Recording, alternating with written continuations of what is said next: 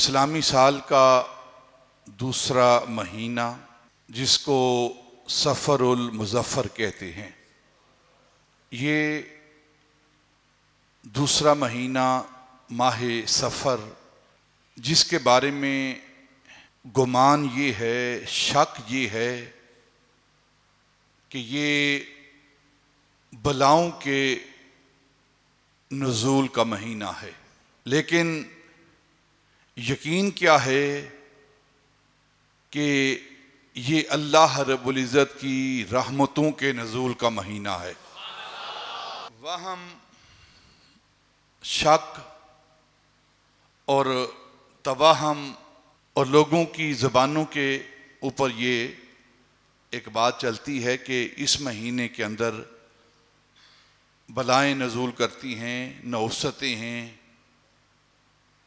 इस माह में शादी नहीं करनी चाहिए, सफ़र नहीं करना चाहिए,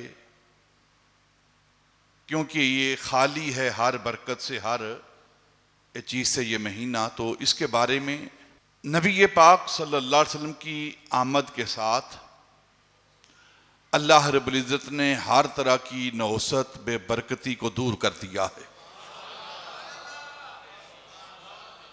ये आपके आमद, आपके वजूद की बरकत है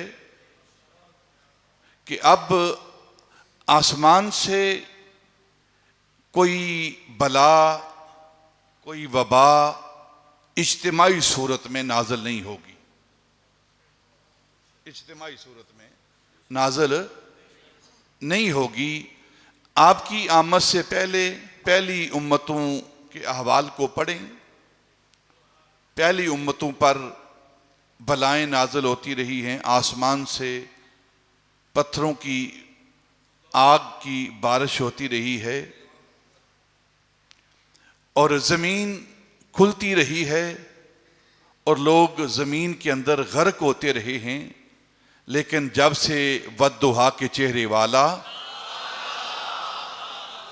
वल्लैल की जुल्फों वाला महबूब, वो रहमतल लिल आलमीन, जो सारी अल्लाह की मखलूक के लिए रहमत है, जब से आप इस कायनात में जलवा अफरोज हुए हैं, अल्लाह रब्बुल इज़्ज़त ने हर तरह के अजाब को मौकूफ़ कर दिया।